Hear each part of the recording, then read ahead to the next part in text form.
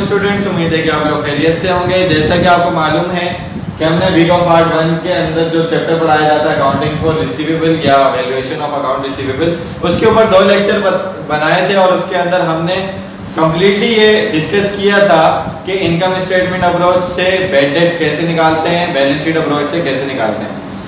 आज के लेक्चर में छोटा सा लेक्चर है, इसके अंदर हम 3 एंट्रीज को डिस्कस करने वाले हैं जो कि आपके रिसीवेबल को इफेक्ट करती हैं। तो स्टार्ट करते हैं। सबसे पहले राइट ऑफ कस्टमर अकाउंट, कि आप किसी कस्टमर के अकाउंट को राइट ऑफ कर दो, यानी कि उसको क्लोज कर दो, बंद कर दो। क्यों करते हैं देखें, जब आपको बैड डेट्स होते हैं, ये बात तो आपको मालूम है कि जो आप एंट्री बनाते हैं वो बैड डेट्स, एक्सपेंस डेबिट और allowance for bad debts credit की एंट्री बनाते हैं। अब आपको ये रियलाइज हुआ कि जो कस्टमर है, किसी कस्टमर से आपको अमाउंट आप इंतजार करते रहे, टाइम गुजरता गया, अब बिल्कुल यकीन हो गया कि अब इससे पैसे रिसीव होने वाले नहीं हैं, तो आप उस कस्टमर के अकाउंट को क्या कर देंगे, राइट ऑफ कर देंगे, बंद कर देंगे। जब अकाउंट रिसीवेबल डेबिट है, एसेट है, जब आप इसको क्लोज करेंगे तो क्लोज करने के लिए आपको कहां भेजना पड़ेगा, क्रेडिट साइड पर भेजना पड़ेगा। तो अकाउंट रिसीवेबल क्या हो जाएगा, क्रेडिट हो जाएगा। अलाउंस ऑफ बैड डेट्स जो है वो क्या, कौन सा अकाउंट है, कॉन्ट्रा एसेट अकाउंट है, क्रेडिट नेचर का है, उसको क्लोज करेंगे तो वो कहां चला जाएगा, डेबिट साइड पर चला जाएगा। यानी कि allowance of bad debts debit, account receivable credit, जो एंट्री बनेगी राइट ऑफ कस्टमर अकाउंट की, यानी किसी भी कस्टमर का अकाउंट जब आप क्लोज करने वाले हो, राइट ऑफ करने वाले हो, उसमें ये एंट्री बनेगी और नरेशन लिख देंगे to write off customers account. Second entry क्या है, जो कि इसी के बाद शुरू होगी, recovery from previously written off account.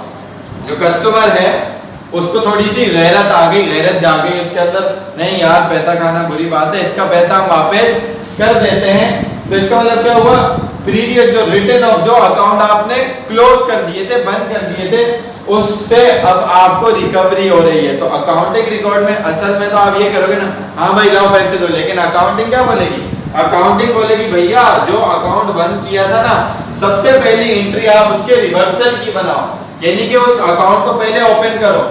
उस अकाउंट को जब आपने ओपन करना है तो उसके अकाउंट्स को क्या कर देना है, रिवर्स कर देना है, यानी कि allowance of bad debts credit में चला जाएगा और अकाउंट रिसीवेबल क्या हो जाएगा, डेबिट में हो जाएगा। अकाउंट रिसीवेबल डेबिट है, बढ़ता है तो डेबिट होता है क्योंकि एसेट है, इसका मतलब है कलेक्शन करनी है। फिर क्या होगा कि सेकंड एंट्री, जो आपने उससे जितने भी पैसे थे वो रिसीव किए तो कैश एसेट बढ़ जाएगा डेबिट, और अकाउंट रिसीवेबल एसेट कम हो जाएगा तो क्रेडिट, यानी कि कैश कलेक्शन की एंट्री बना दोगे। यानी कि पहली एंट्री, उस अकाउंट को आप वापस से रिवर्स करोगे जो राइट ऑफ किया था, उसके बाद आप कलेक्शन की एंट्री बनाओगे। उसके बाद थर्ड आपके पास जो एंट्री है वो क्या है, एडवांस या एडवांसेस फ्रॉम कस्टमर लिखा हो या फिर credit balance in customer account. इसका मतलब क्या है कि देखें, एडवांसेस तो आप जानते हैं कि लायबिलिटी है, और अकाउंट रिसीवेबल आपने डेबिट में क्यों लिखा है, इसका मतलब है कि आपने एक्सेस अमाउंट उससे रिसीव करनी है, यानी कि अकाउंट रिसीवेबल एसेट है, उसका नॉर्मल बैलेंस तो डेबिट है, कलेक्शन करनी है एक्सेस में तो रिसीवेबल बढ़ गया, रिसीवेबल बढ़ता है तो डेबिट। ऑन द अदर है एडवांस आ गया कस्टमर से, अब एडवांस आ गया कस्टमर से, इसका मतलब क्या है कि लायबिलिटी बढ़ गई, लायबिलिटी बढ़ती है तो क्रेडिट होता है। अब एडवांस आप क्यों ले रहे हो कि जो सेलर है वो अनविलिंग है कि भाई वो फौरन से उधार पर बेचना नहीं चाहता, यानी कि उसको रिस्क है कि हो सकता है, यानी कि रिस्क से बचने के लिए वो क्या चाह रहा है कि एडवांस में पेमेंट मंगवा रहा है, किससे, बायर से या परचेजर से। तो इस वजह से बहुत सारी चीजें होती हैं, यानी कि आप रिस्क से बचने के लिए भी एडवांस मंगवा लेते हो ताकि जल्दी से आपको हो जाए। और क्या कहते हैं कि जो आपका कस्टमर है वो आपको एडवांस में पेमेंट इस वजह से भी दे सकता है कि हमारा काम ना रुके, ठीक है ना, आगे के मामला हमारे आसान हो जाए। अगर हमारे पास पैसे नहीं है हम सामान नहीं बनवा सकते जल्दी से, हमारे पास रॉ मटेरियल नहीं आता, तो कुछ वजूहत ये भी होती हैं। तो इस सूरत के अंदर जो आप एंट्री बनाते हो क्या बनाते हैं, अकाउंट रिसीवेबल यानी कि एक्सेस की वजह से आपका एसेट इंक्रीज कर जाएगा और एडवांसेस फ्रॉम कस्टमर जो है वो लायबिलिटी है, यानी कि जिस तरीके से आप लोन टू एम्प्लॉयज देते हैं तो अब लोन देंगे तो उनसे रिसीव करना पड़ेगा, ये उसी का बिल्कुल उलट है। तो आई होप कि आपको तीनों केसेस समझ में आ गए होंगे।